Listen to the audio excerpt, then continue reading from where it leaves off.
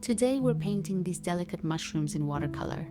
I'll show you how to build up soft layers, create subtle texture, and keep the mushrooms light and translucent. As always, we'll take it step by step, so it's easy to follow, even if you're just getting started with watercolor. Let's get started. This is the reference photo I'll be using today. I actually took it in my own yard.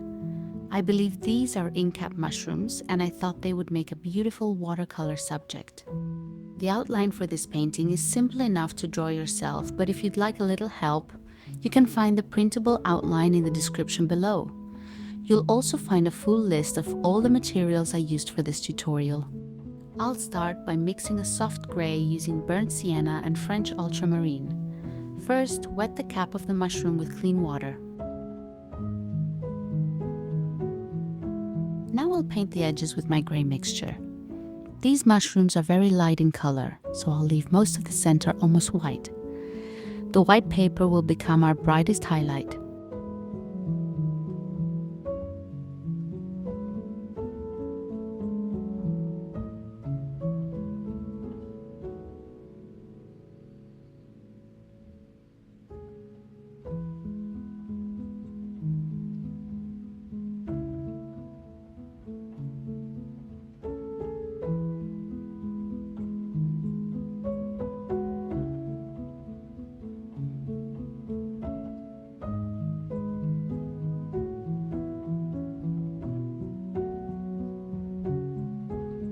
I also noticed a warm yellowish-brown tint near the top of the cap, so I'm adding a little yellow ochre while the paper is still damp.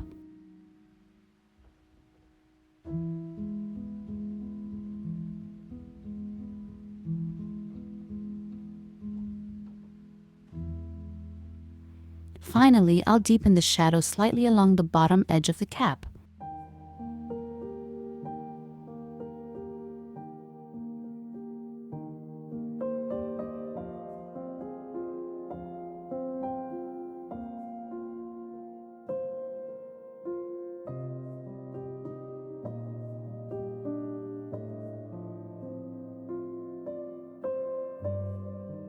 I'll paint the remaining 3 mushrooms the same way.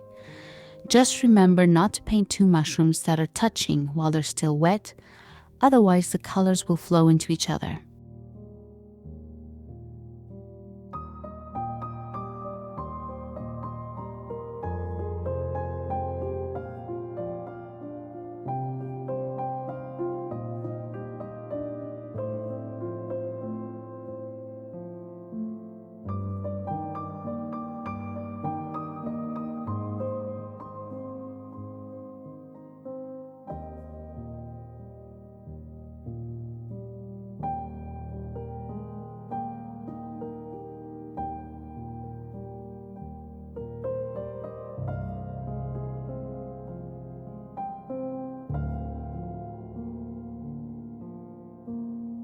Now let's paint the stems.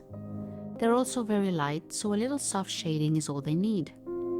I'm applying the gray wet on dry under the cap and along one side of the stem, then softening the edge with a clean, damp brush. I'll also add a tiny touch of yellow ochre to warm them up a little. The other stems are painted the same way.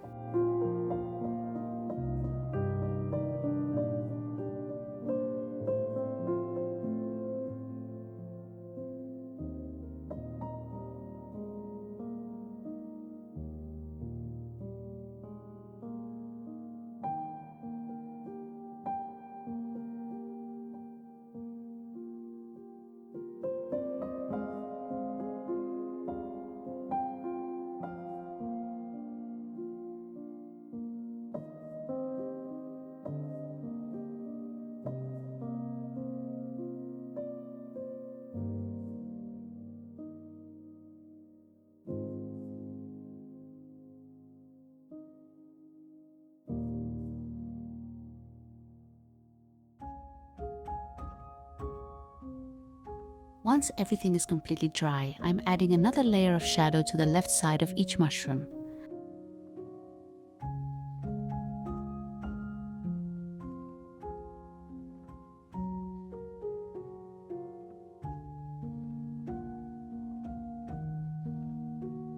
After applying the paint, I rinse my brush, blot off most of the water on a cloth, and soften the edge so it blends smoothly into the lighter area.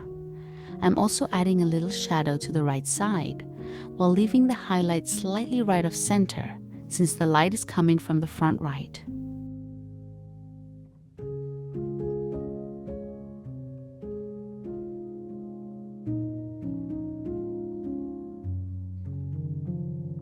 I'll repeat the same process for the remaining mushrooms.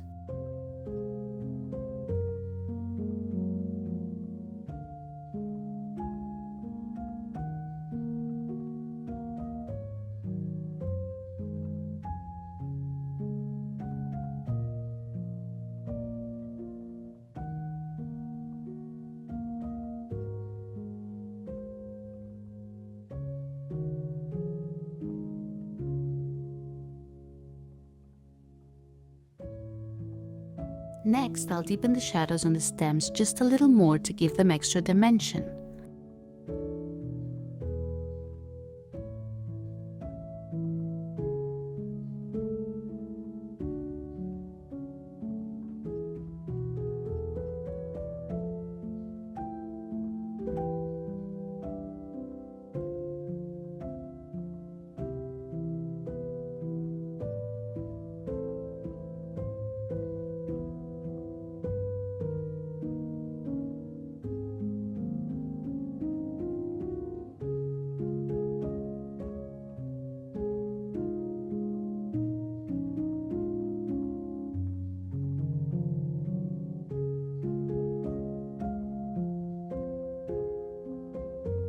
These mushrooms have delicate vertical lines running down the caps, so I'm using my rigger brush to suggest that texture. I'll begin with a few slightly thicker strokes along the bottom edge to show that the rim isn't perfectly smooth. Then I'll add a few fine vertical lines here and there. I don't draw them all the way from top to bottom. Just a few short strokes are enough to create the impression of texture.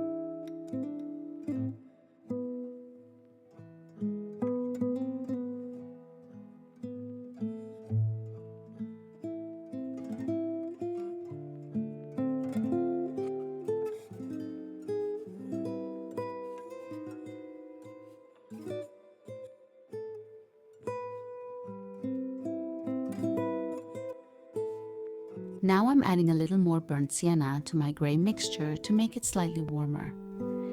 Near the tops of the caps there are tiny grayish-brown speckles. I'm painting them with a very diluted mixture, making them a little larger near the top and gradually smaller and fewer as they move downward.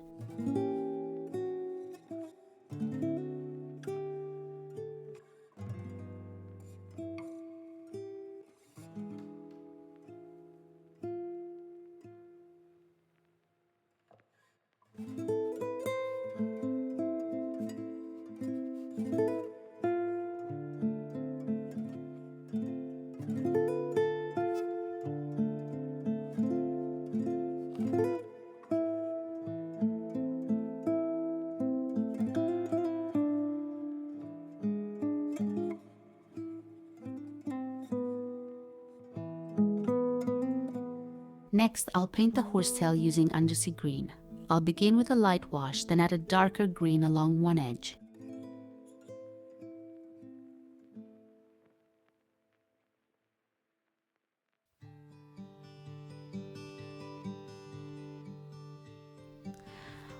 After that, I'll mix a little of my brown gray into the green and use it for the darker joints and the thin little branches.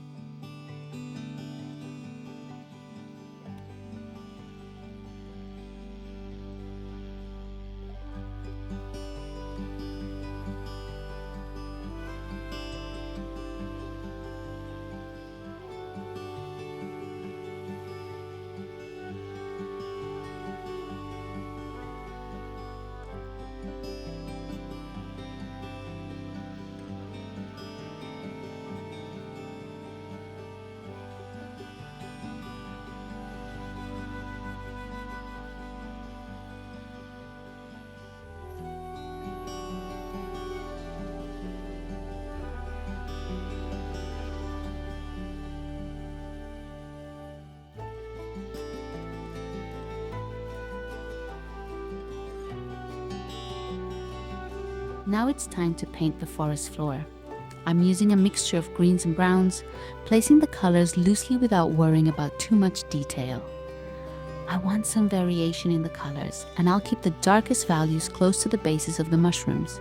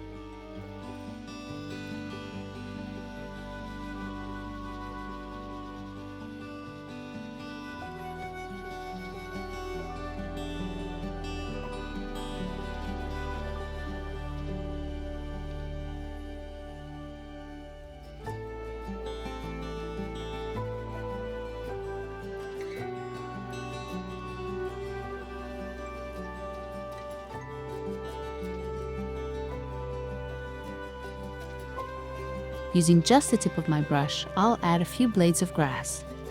They don't have to be perfectly straight. Let some of them bend naturally and paint them in different directions with different lengths. A few carefully placed blades look much more natural than trying to fill the whole area.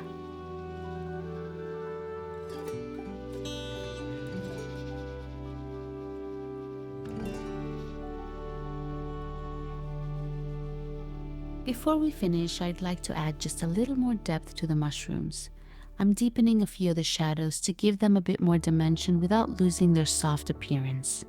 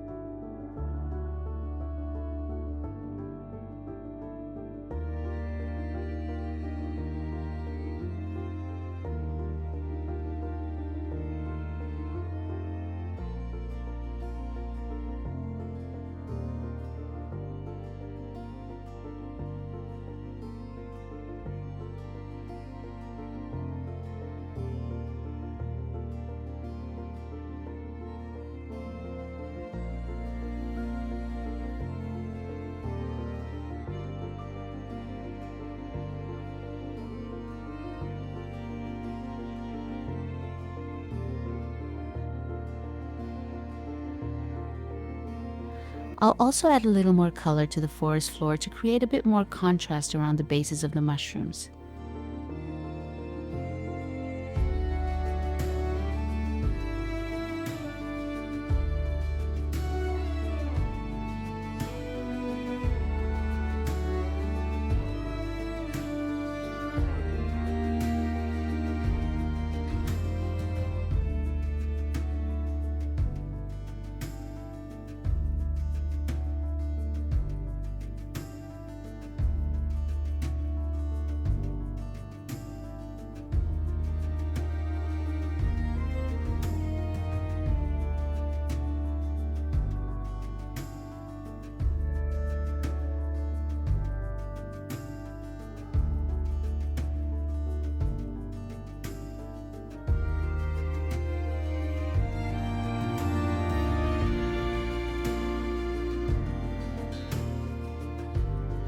Next, I'm painting a few more blades of grass behind the mushrooms. Just a few are enough to make the scene feel more natural.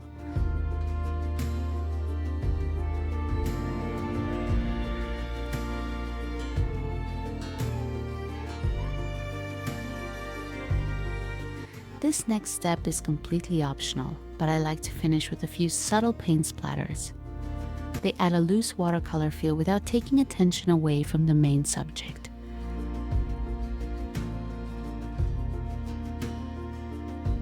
Finally, I'm adding a tiny touch of yellow ochre to a few areas on the mushroom caps. It's a very subtle change, but it brings a little extra warmth and life to the painting.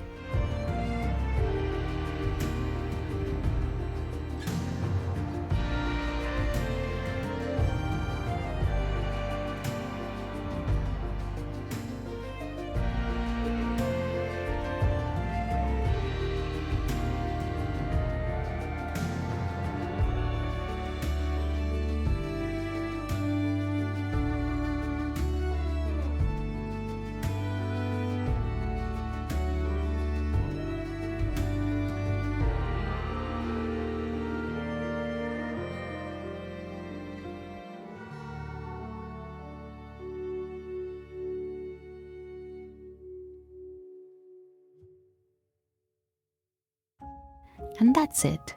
Our mushroom painting is finished.